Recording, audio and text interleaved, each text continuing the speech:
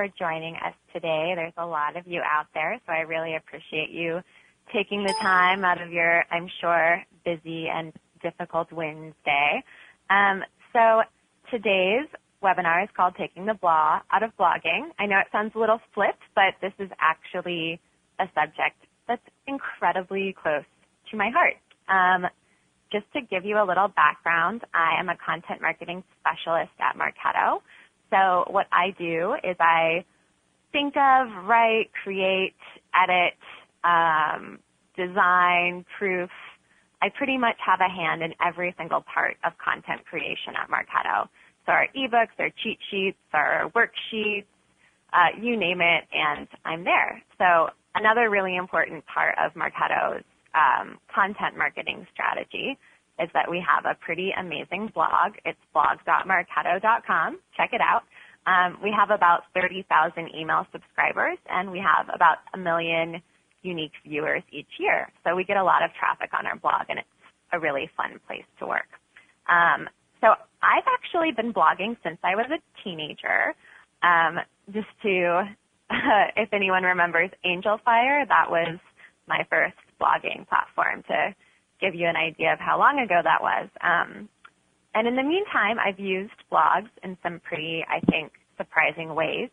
I once created a blog with the sole purpose of landing a job interview. So I created a blog called Hire Me to this company, and I tried to get really high SEO for this company's name and the job position and all this stuff to attract their attention, and I did successfully attract their attention. So that was an amazing way that blogs have helped me.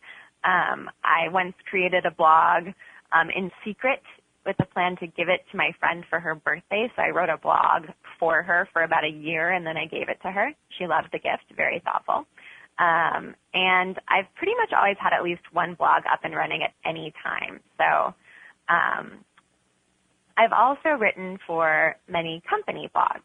I worked for Edible Portland on their blog. I've worked for a textile blog, all different kinds of blogs. And I'm here to tell you that as a person who loves to write and who loves to blog, that your company blog can be just as fun and exciting as your personal one. So first of all, does your company even need a blog?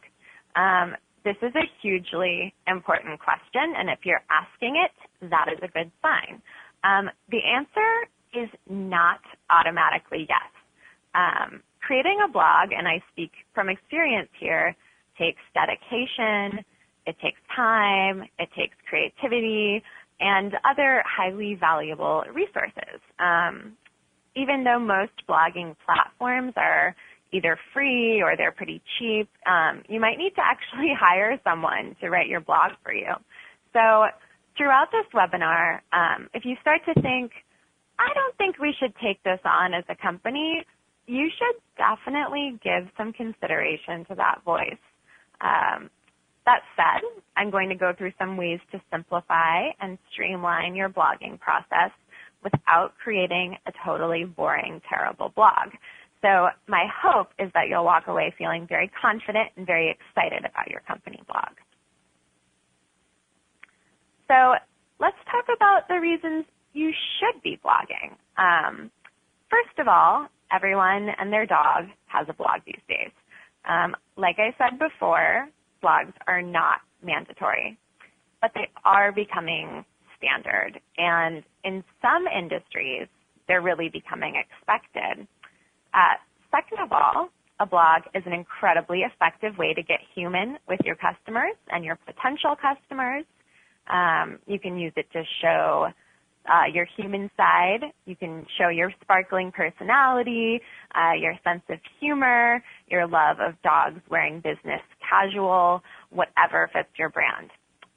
Third, your blog is the place to share thought leadership. So your philosophy about how things should be done, your best practices, your ideas about the future.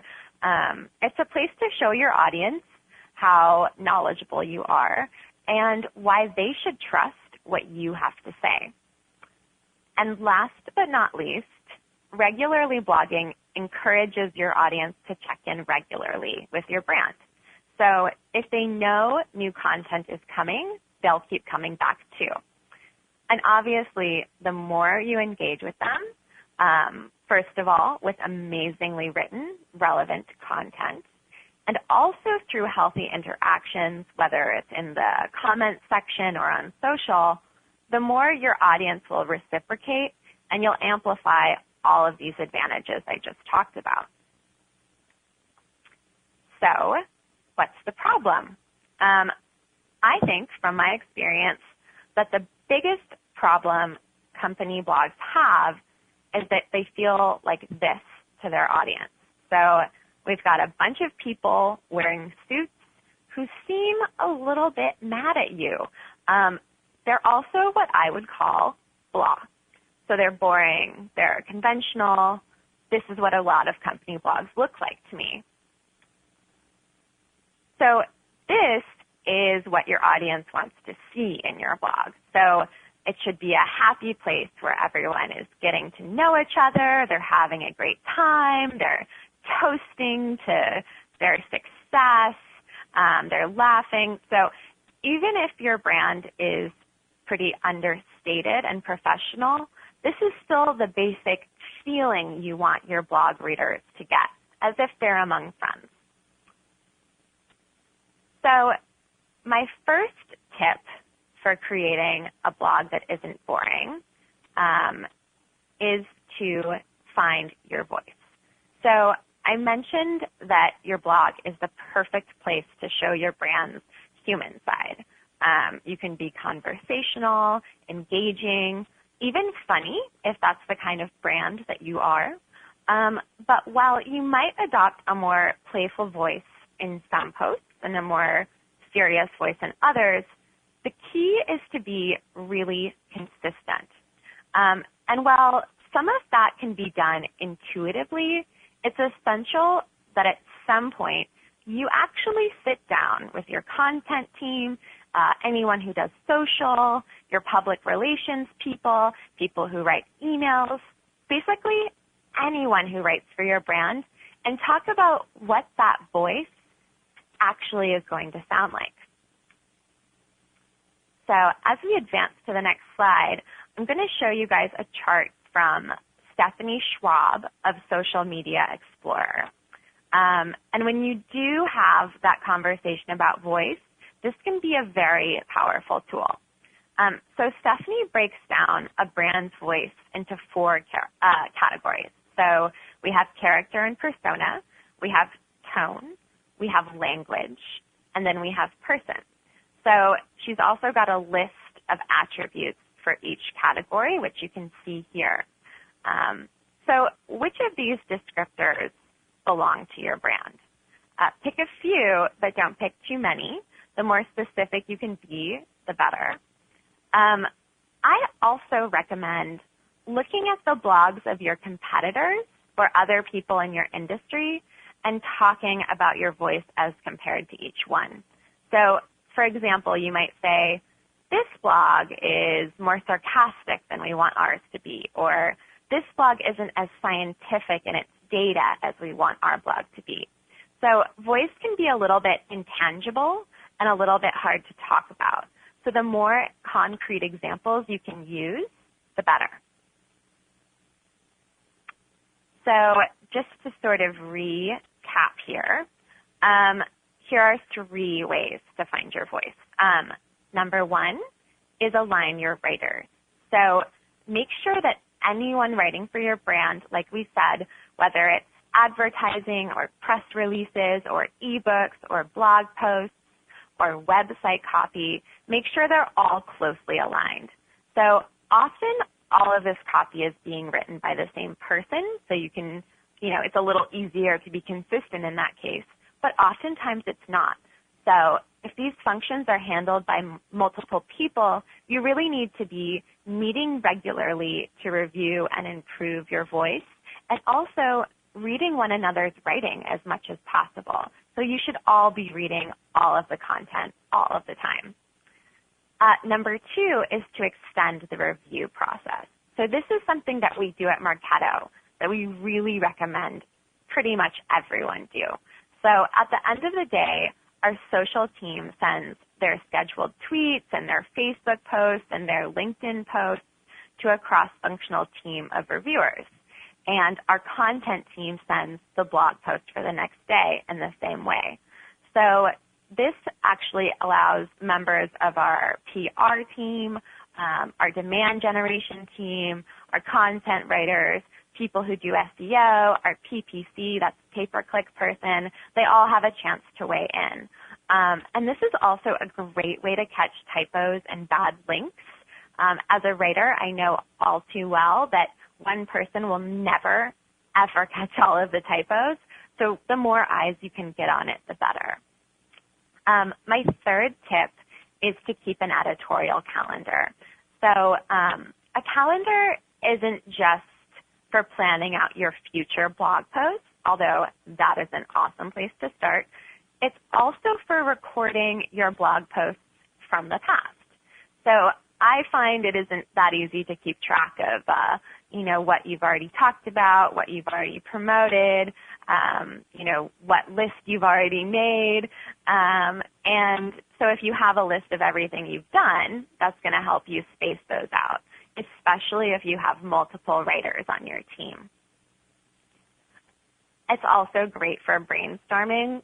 If you look at that list of all the, maybe you look at all of the blog posts you've done in the last 6 months, something that's missing might pop out really easily to you. So my second tip is to find your writers. So do not, I repeat, do not just hire an intern and have them blog for you. This is something I see all the time. Huge mistake. Interns are awesome, but just because they tend to be young and have a lot of Twitter followers does not mean that they understand your brand voice. Your blog is important. You want writers writing for your blog. Just common sense. So at Marketo, the same people who write our really important content, such as our ebooks and our white papers and our cheat sheets and our definitive guides, these are the same people writing for our blog because we have a very high standard for who writes on the blog. So that said, if you are publishing a new blog post every day or even close to every day, you might be challenged to consistently come up with new material, especially if you're being very selective about who's allowed to write. So there may be people in your organization who are strong writers but don't necessarily write all day. So you might want to track down those people. There also, and this is definitely the case at Marketo, there might be people who have really amazing ideas for blog posts and a lot of knowledge to share with your community, but they don't like writing or they just don't have time. So finding and cultivating those people and offering up your service to them is a great way to get additional content. So just to recap here, you'll want to incentivize your internal bloggers, so the people at your company who are blogging. At Marketo, we actually have a whole program which is based on getting people in the company to blog. We're set up very traditionally. We have a marketing team, we have a sales team, we have a customer support team, engineers, consultants, services. We have, a huge number of different teams, and all of these people have their own unique knowledge. If I were to try to describe, how to close a deal, I could do a pretty okay job because I've been here for a while, but I've never actually closed a deal. So that's when you go find your sales rep and say, hey, would you write a blog post with me? So our program actually gives prizes for people when they submit and have a actually published blog post on the Marketo blog, and people really love that.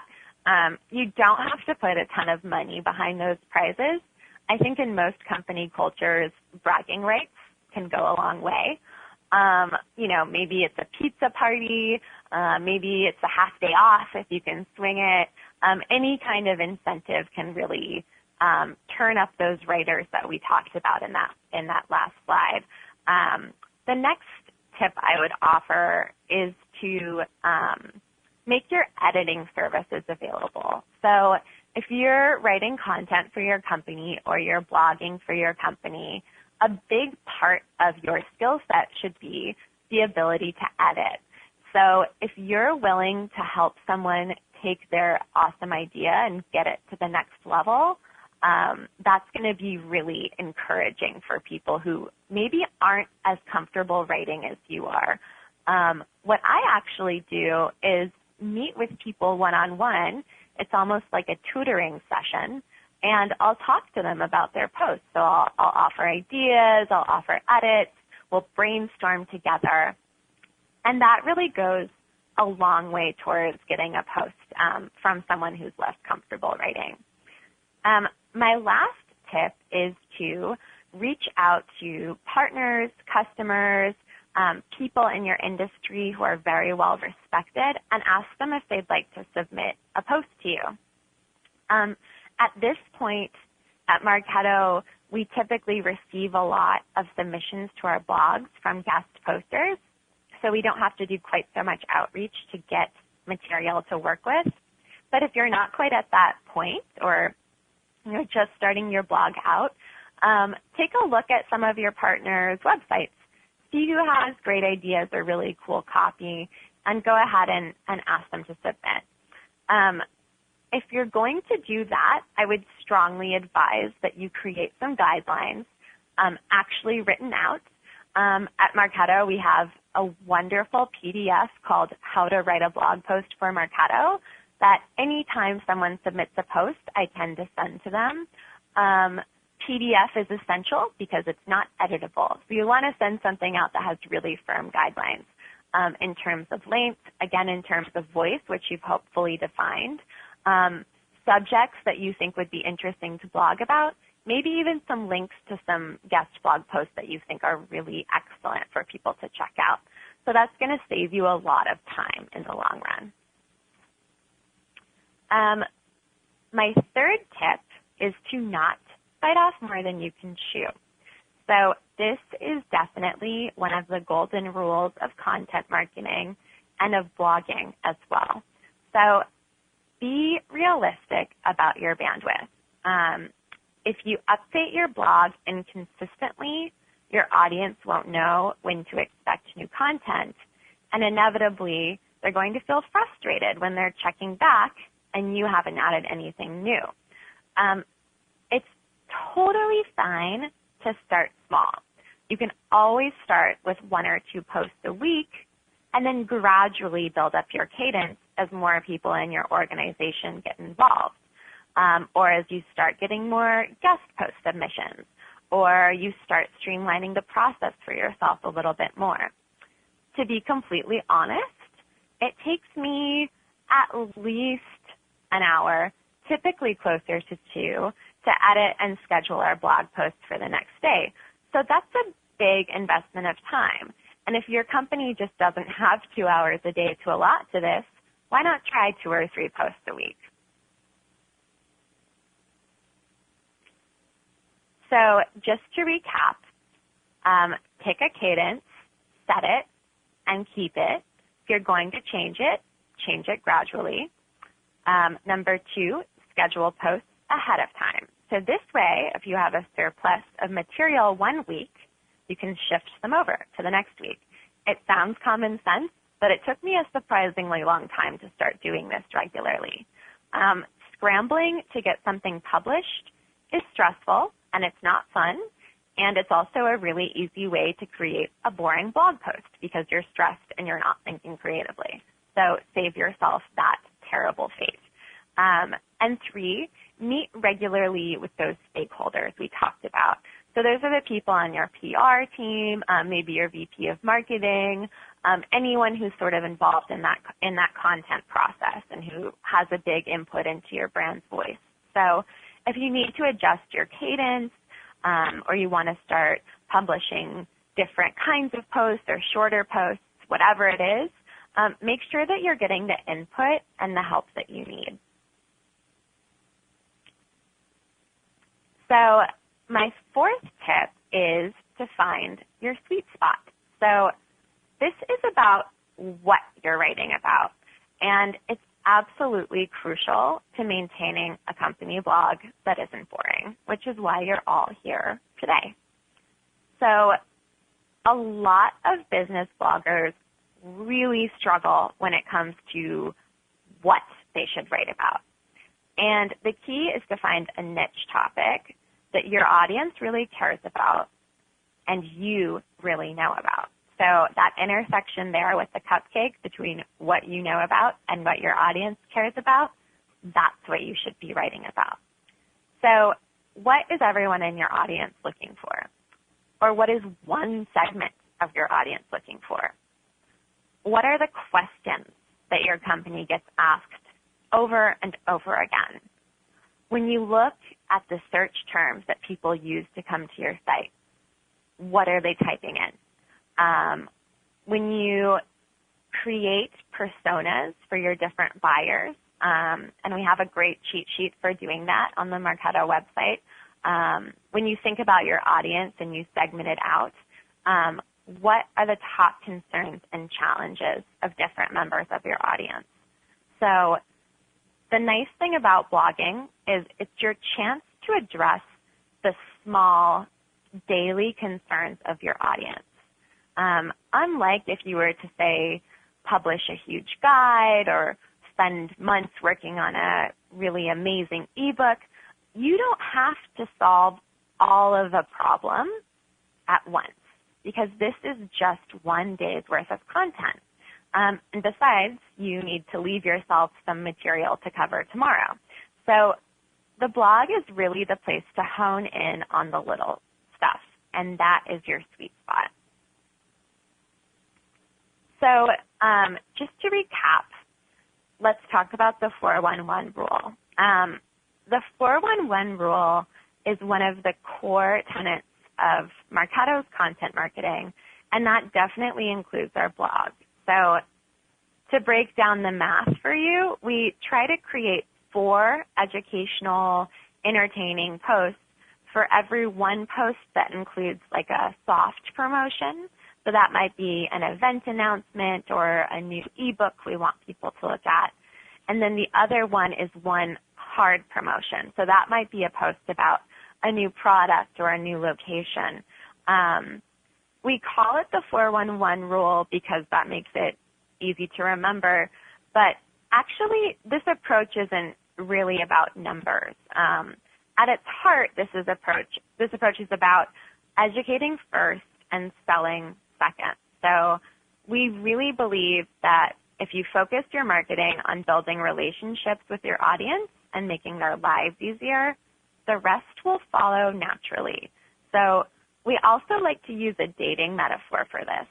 If you only talk about yourself, you're definitely going to get dumped. So if you add value to your partner's life, they'll want to keep you around for the long haul. So that's the 411 rule, and that's a huge part of making a blog that's not boring. Second, pay attention to the comments, and actually do more than pay attention. Moderate them. We use something called Discuss, D-I-S-Q-U-S, for moderating our comments. It's a little tedious for some people to use because they need to log in order to comment. But for us, it's a great way to filter all the spam bots who are like clogging up your content section, and it just sort of holds people accountable for what they have to say. So we use that. We also use Discuss to alert us whenever there's a new comment. So part of moderating your comments is actually responding to every single one. So if we have someone blog from a different company and they get a comment, I'll always email them and let them know. If someone on the team has blogged, same thing. What I really try to make sure is that all questions on our blog get addressed. And even if someone just says, hey, great blog post, I want to make sure we're replying to say, hey, thanks for reading. So it's common courtesy. It's a huge part of engaging with your audience, and it extends that conversation that you started on your blog. This also applies on social. So frequently we'll tweet out one of our blog posts and someone else will retweet, or they'll tweet on top of ours to say, hey, great blog post, or to ask a question. in a lot of ways, I think that blog comments are shifting onto social. So you need to pay the same kind of attention and spend the same kind of time maintaining all of that engagement on social to keep it amplified. Number 3, talk about what you know. So people love to hear how other people in their community solve problems. So if you can actually refer to a way that you personally have done things, that's a huge component of finding your sweet spot. It's really valuable. So my 5th tip is to create an editorial calendar. This is another one of those things that I used to advise people to do, but I didn't really do myself. But I finally decided to take my own advice and create an editorial calendar, and it's everything I said it would be and more. It's been really amazing. So, we covered this a little bit, but some weeks you have a dozen things to write about. Other weeks you're swamped. Maybe you have your quarterly business review. Maybe everyone in your office is on vacation.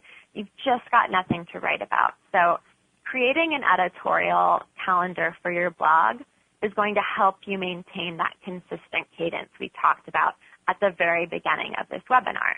As I said, if you have more material than usual one week, pop it on for next week's calendar. Or if you're looking at a week 3 weeks out and you see there's nothing on there, you can get moving ahead of time. So you'll have time to spare. A calendar is also really helpful for us because it helps map that time-sensitive content in advance. So as I've been saying, we try to keep our various teams really closely aligned. So our content and our social and our public relations teams and our product teams, we try to meet all the time and share with one another what we'll be posting.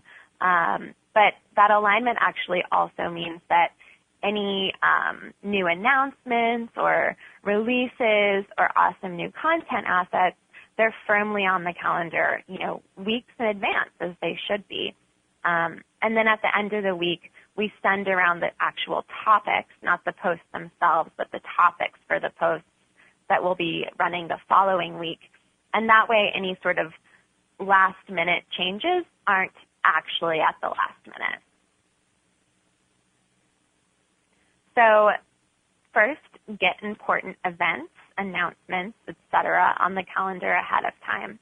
So I'm talking about stuff like upcoming product releases, updates, any company events, any industry events you think your audience might care about, announcements, holidays, if that's applicable to you, national or international events. You might have written something about the World Cup recently. Maybe you'll write something about the Academy Awards, the Super Bowl. This is all stuff that you'd love to have already on your calendar so that when you glance at that next month, you can think, oh, maybe I should be writing about that. So align with PR, social, content, and product. So these are the same teams who will be aligning their own calendars with your calendar. And here's some of the questions that you should ask as part of that alignment in order to get everything in order. So your demand gen team, you should ask them, is my blog generating new leads? Is the blog working for us there? Product marketing, do you have blogs to support every single product line if that's applicable to your business, or individual products or services? When you talk to your public relations team, you want to make sure that your blog is mapped to any press releases or announcements or new publicity you might be getting. If you are talking to your social team, find out which posts earn the most engagement on social. Talking to SEO, make sure your blog is optimized for search rankings. If you have a pay-per-click person, talk to them about how those PPC ads or messaging are mapping to your blog. And finally, you want to make sure when you talk to your, your VP of marketing or whoever's kind of giving the final approval on everything, that, nothing you're putting on the blog is going to harm revenue ultimately. So if you find out that there's a sensitive subject, you should, know about it ahead of time so you can approach it lightly. And lastly, as I said, spread out the feasts and the famines. So, when you have more content one week, bump it over to the next. And then my last tip is to accept that your blog is a work in progress. So it's naturally an ongoing, continuous medium. Hopefully you're posting, several times a week. So take that opportunity to do really frequent testing on what works and what doesn't work. So these are the two main groups of metrics that we look at. The first is top of funnel, early stage, or they're sometimes called vanity metrics. These are metrics like shares, views, downloads, likes on social, retweets of tweets about your blog, tweets directly about your blog. And these are all things that you can really easily track and get a sense for.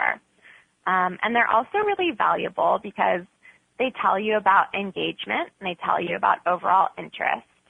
And we definitely track all of those. You don't need anything fancy to do so. You can just look right on your Twitter account.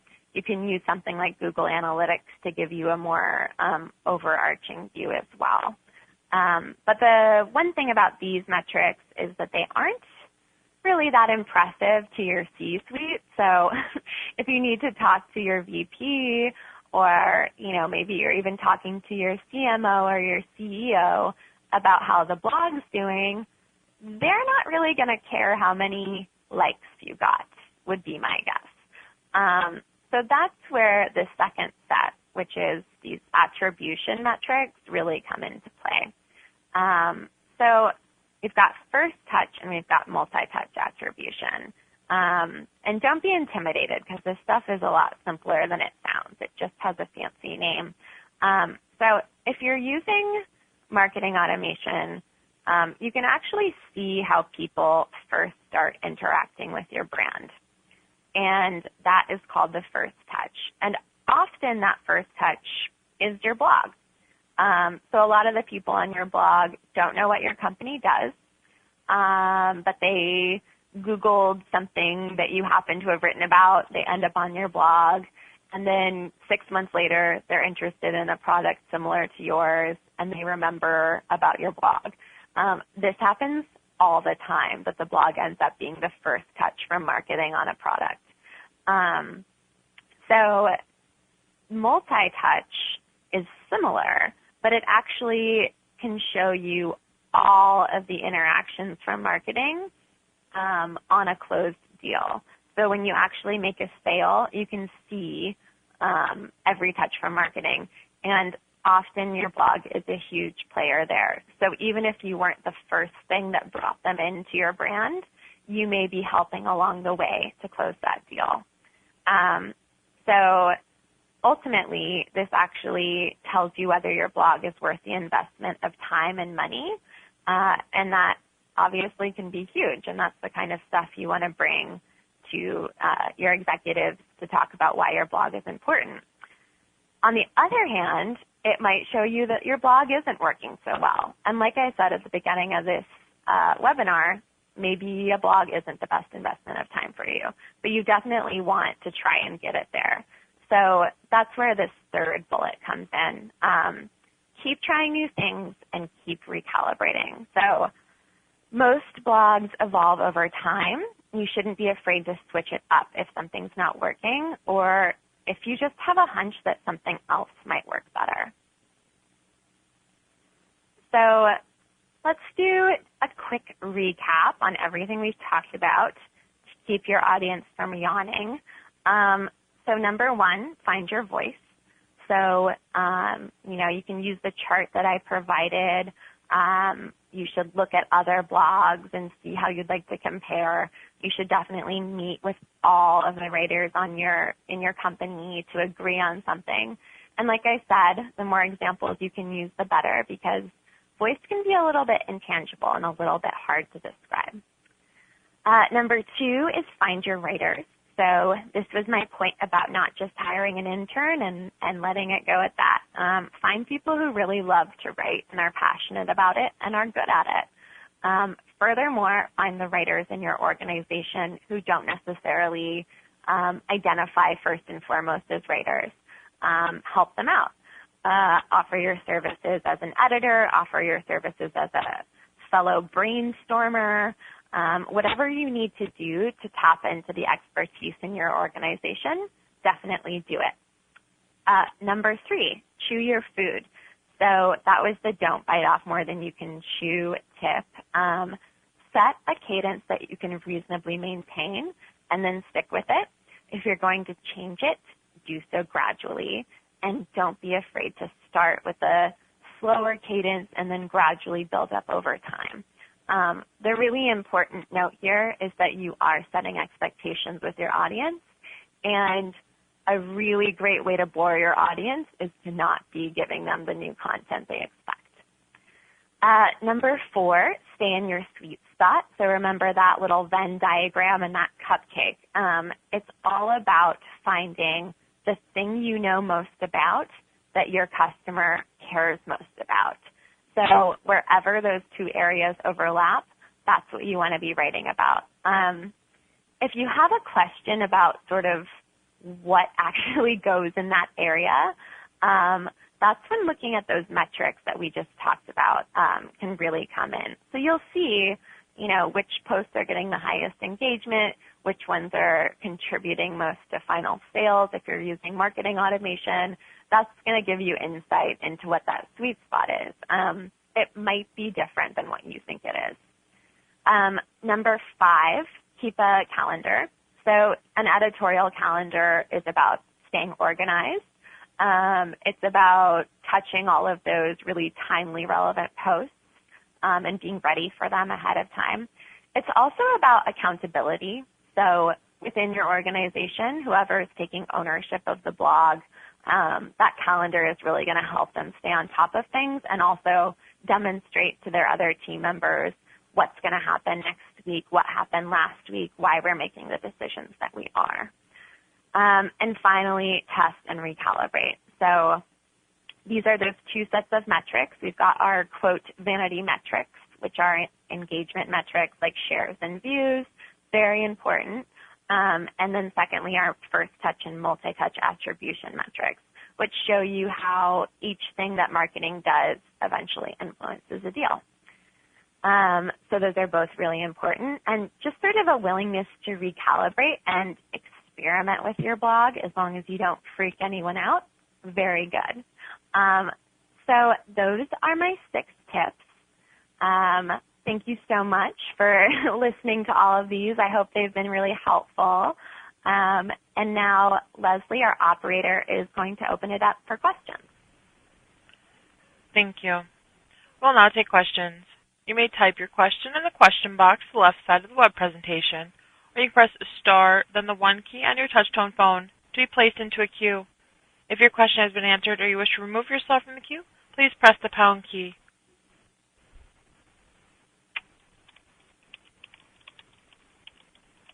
Here, we'll take any web questions first.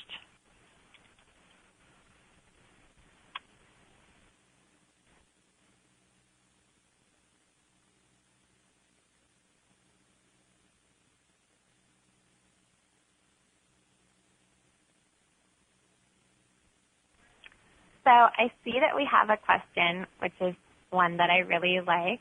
This is Maggie again, which is, how do you define content marketing? So I think that's a great question. In the last few years, I think content marketing has become a real must-have for brands in pretty much every industry. But I'll also say that before I started working in marketing, I had never heard that term before. So what I consider writing, or did consider writing, I've now learned is content. What makes it marketing is that it's actually fueling all of your audience engagement. So your content is the offers in your email campaigns. It's the link that you're sharing on social. It's the collateral you're handing out at events. It might even be, the sales enablement tool that's helping someone in your organization close a deal. So, it's really all over the place in your marketing campaigns. At Marketo, we talk a lot about how buying has really changed. So today, as you know, if you're out in the world, we're all really inundated with messaging. There's messaging everywhere, more than there ever has been before, just ads and billboards, you name it. So content marketing is the idea that the way to stand out from all of that messaging is to be the one who has the most valuable and relevant thing to say. So it's not about who's yelling the loudest or who has the brightest colors on their sign. It's about who has the most valuable thing to say, which is kind of a revolutionary idea that has been getting real traction and that seems to be really working well. So content marketing is about relationships. It's about building trust with your audience by demonstrating to them that you know what you're talking about and that you can help them, and that you can help them without selling them something. It kind of goes back to that 411 rule that I was talking about, but if you can help someone without selling to them, they're much more likely to buy from you. There's a theory of reciprocation, which is that if you give someone something, they want to give something back, and that's just really basic human nature. Furthermore, it just feels good and it feels more honest to market in this way. So I hope that answers that question.